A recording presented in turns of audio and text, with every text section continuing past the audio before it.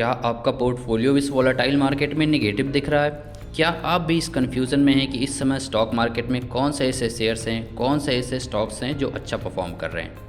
दोस्तों, मैं हूं अंकित कुमार सिंह और आप देख रहे हैं ट्रेड टॉक्स। आज के वीडियो में हम दो ऐसे सेक्टर, ऐसे स्टॉक्स के बारे में बात करेंगे जो इस समय पूरे इंडियन स्टॉक मार्केट को आउट परफॉर्म कर रहे हैं। किसी स्पेसिफिक स्टॉक पर जाने से पहले मैं आपको एक कॉन्सेप्ट इंट्रोड्यूस करना चाहूँगा, सेक्टर रोटेशन। जो लोग स्टॉक मार्केट के लिए बिल्कुल नए हैं उन्हें मैं बता दूं, सेक्टर रोटेशन एक ऐसा कॉन्सेप्ट है जिसमें पैसा किसी एक सेक्टर से निकलकर दूसरे सेक्टर में इन्वेस्ट होता है और यह साइकिल मार्केट में बार बार रिपीट होता है। तो अगर आपको सेक्टर रोटेशन का सही नॉलेज है, किस सेक्टर में अभी इन्वेस्टमेंट हो रहा है, किस सेक्टर से पैसा निकल रहा है, तो आप स्टॉक मार्केट में लॉसेस से बच सकते हैं और नए नए स्टॉक को आइडेंटिफाई करना आपके लिए बहुत ईजी हो जाता है। मैं बात कर रहा हूँ फार्मा और हेल्थ केयर सेक्टर की, जहाँ पिछले कुछ समय में निफ्टी में काफ़ी ज़्यादा सेलिंग देखने को मिली है। वहीं इन दो सेक्टर्स ने इन्वेस्टर्स को अच्छा खासा रिटर्न प्रोवाइड किया है। आज हम लोग बिल्कुल डिटेल में एनालिसिस करेंगे, सेक्टर को समझेंगे और उससे रिलेटेड कौन कौन से ऐसे स्टॉक्स हैं जिसमें इन्वेस्टमेंट की अपॉर्चुनिटी बन रही है या फिर प्रॉफिट बुक करने का टाइम आ गया है। आगे बढ़ने से पहले यदि आप ट्रेड टॉक्स पर पहली बार आए हैं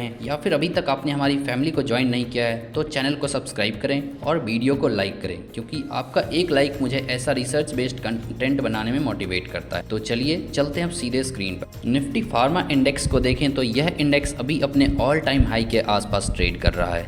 रिसेंट के टेक्निकल्स को देखें तो लास्ट ईयर इसने एक ट्रेंड लाइन का ब्रेकआउट किया था और ट्रेंड लाइन ब्रेकआउट के बाद एक अच्छा खासा कंसोलिडेशन अपने को देखने को मिला।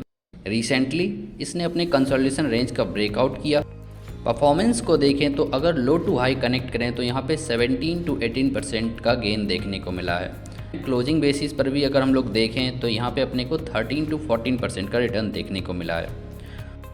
अगर निफ्टी फार्मा को निफ्टी से कंपेयर करें तो जहाँ पिछले कुछ महीनों में निफ्टी में काफ़ी ज़्यादा सेलिंग देखने को मिली है, वहीं पर इस पर्टिकुलर सेक्टर ने 10 से 13% का पॉजिटिव रिटर्न शो किया है। इसे ही कहते हैं असली डिफेंसिव और आउट परफॉर्मिंग सेक्टर। इस इंडेक्स में सन फार्मा, डॉक्टर रेड्डी, सिप्ला और अरविंदो फार्मा जैसी कुल 20 कंपनियां हैं। सेक्टर के बारे में मैंने आपको काफ़ी ज़्यादा डिटेल में बताया एंड कुछ जनरल स्टॉक्स जो हाई वेटेज वाले स्टॉक्स हैं उनके बारे में बताया। कोई स्पेसिफिक स्टॉक या एंट्री या स्टॉप लॉस इस तरह की चीज़ें मैं नहीं बता सकता क्योंकि सेबी की रेस्ट्रिक्शंस हैं।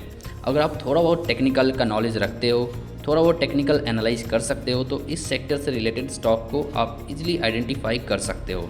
या फिर अगर आप और ज़्यादा डिटेल में स्टॉक चाहते हो, यानी कि मैं आपको एंट्री, स्टॉप लॉस, टारगेट, किसी स्टॉक के पर्टिकुलर नाम, ये सारा चीज़ बताऊं, तो आप हमारे व्हाट्सएप या टेलीग्राम कम्युनिटी को ज्वाइन कर सकते हो, जहां पर मैं डेली बाय डेली नए नए स्टॉक शेयर करता रहता हूं।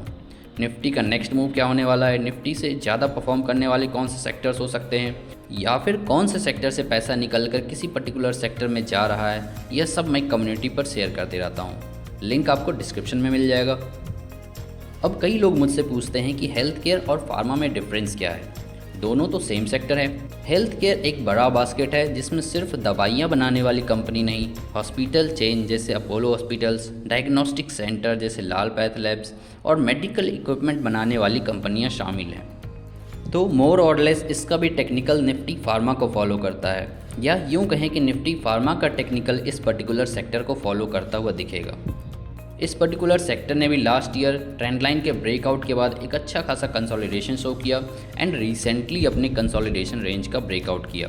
परफॉर्मेंस वाइज बात करें तो लास्ट 2 मंथ्स में इस पर्टिकुलर सेक्टर ने भी on a low to high basis 17 to 18% का रिटर्न दिया है and on a closing basis इस पर्टिकुलर सेक्टर ने भी 13% का रिटर्न अपने को शो किया है।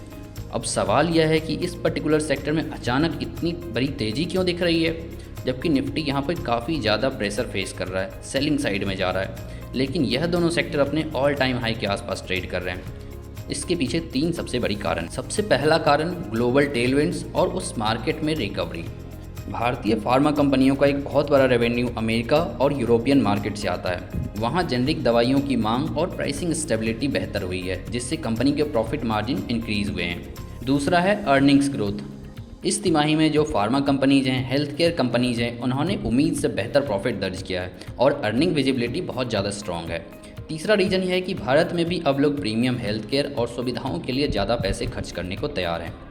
तो अब सवाल यह है कि क्या अब इस पर्टिकुलर सेक्टर से रिलेटेड स्टॉक्स में इन्वेस्ट करना चाहिए या अभी वेट करना चाहिए।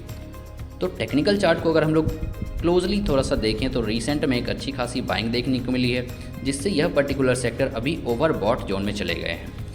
तो एक साथ इन्वेस्ट ना करके छोटी छोटी गिरावट पर अच्छे स्टॉक्स को अपने पोर्टफोलियो में ऐड करते जाएं और धीरे धीरे करके अपने इन्वेस्टमेंट अमाउंट को इंक्रीज़ करते जाएं। और टेक्निकल वाइज जब तक निफ्टी फार्मा 23,500 के ऊपर बना हुआ है तब तक बाय ऑन डिप की स्ट्रेटजी फॉलो कर सकते हैं। तो दोस्तों, यह था मेरा डिटेल्ड एनालिसिस निफ्टी फार्मा और हेल्थ केयर सेक्टर से रिलेटेड। आपको क्या लगता है, क्या फार्मा और हेल्थ केयर में यह रैली अभी जारी रहेगी या फिर वहां से प्रॉफिट बुकिंग की पॉसिबिलिटी बन रही है? आपके पोर्टफोलियो में इस समय कौन से निफ्टी फार्मा या हेल्थ केयर से रिलेटेड स्टॉक्स हैं, कमेंट में ज़रूर बताएं। वीडियो पसंद आया हो तो अपने ट्रेडर दोस्तों के साथ वीडियो को शेयर करना ना भूलें। मिलते हैं अगले वीडियो में एक और धमाकेदार मार्केट एनालिसिस के साथ। तब तक सीखते रहिए, ट्रेड करते रहिए और देखते रहिए ट्रेड टॉक्स। जय हिंद, धन्यवाद।